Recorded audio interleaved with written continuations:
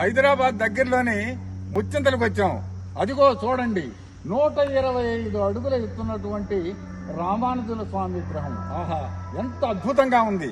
ఇక్కడ విశేషం ఏంటంటే విశిష్టాద్వైతాన్ని వ్యాప్తిలోకి తెచ్చిన వ్యక్తి కన్నా సమాజ శ్రేయస్సే ముఖ్యమనేది చాటిన వ్యక్తి. ఇంకోటి ఏంటంటే అసలు కులమతాలకు భగవంతుని ప్రార్థించడానికి, భగవంతుని దర్శించుకోవడానికి కులమతాలతో సంబంధం ఉందని ఎన్నో వందల ఏళ్ల కిందట చెప్పినటువంటి వ్యక్తి.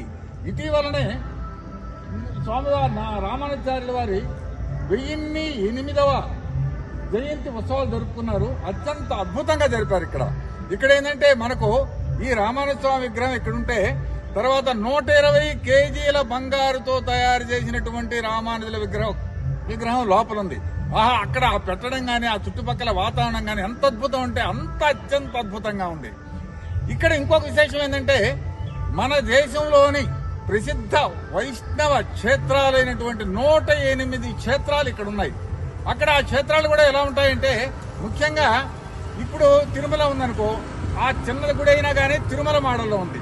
అట్నే మన త్రివేంద్రం ఉంది, ఆ త్రివేంద్రం మోడల్లో గుడి ఉంది. అంటే same ditto as it is, size చిన్నది.